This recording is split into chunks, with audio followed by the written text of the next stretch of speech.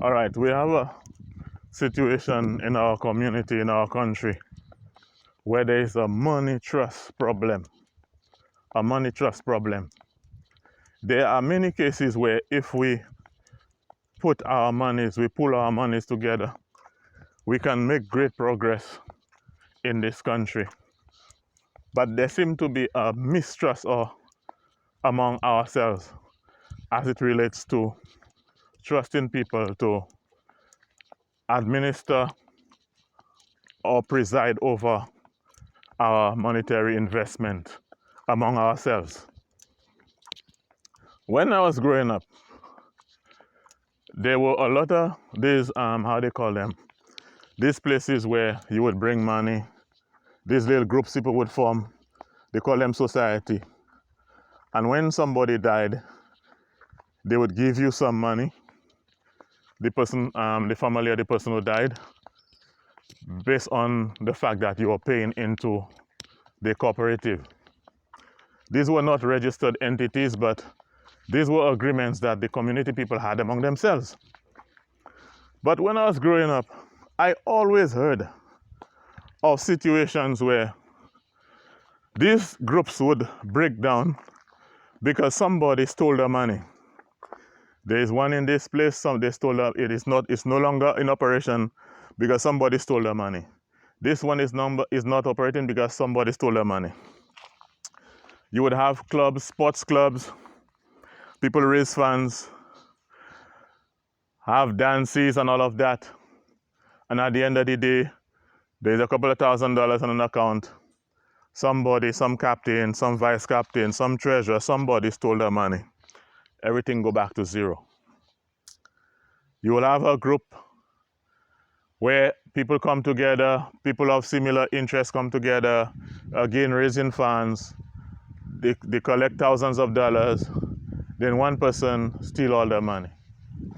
So because of those things, when I was growing up, my mindset was just simple. I'm not going to get involved in any monetary thing where I have to put my money among people who will just end up stealing the money.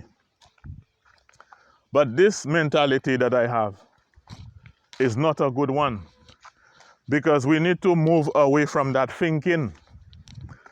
Because if we continue thinking like that, we will not grow as a people. Because there's a lot of opportunities we can take advantage of.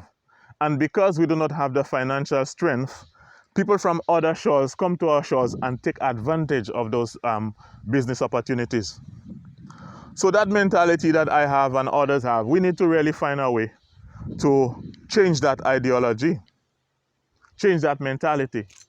So one of the things we need to do is we need to get back into forming groups for our mutual benefits and interests. But we need to have it more, we need to have it some legal framework where people cannot just withdraw monies just like that. And some institutions have gotten more serious where you need X amount of people to sign before it happens. And also, we need to have it more where people who actually go and steal the money, there need to be ways and means of ensuring that these people spend some time in prison. Because we cannot continue with this mentality where we do not trust our own people. And some of us have reasons to not trust people because we have seen these things happen in all of our lives.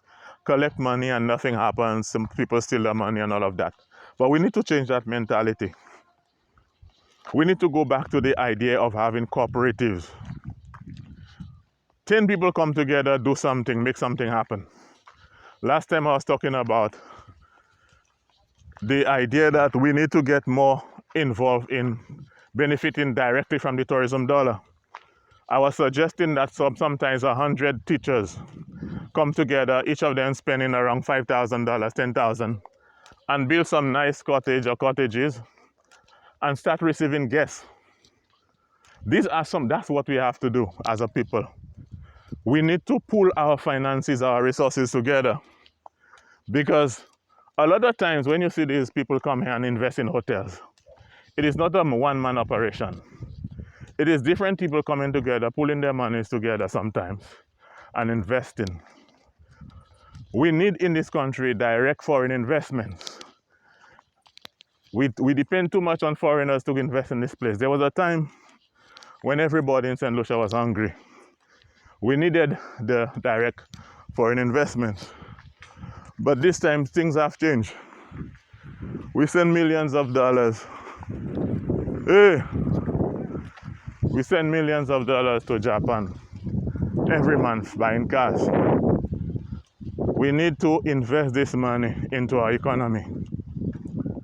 When you listen to this budget, the only thing you hear is direct foreign investments. We need direct local investment where we can benefit. We can benefit directly from the tourism dollar.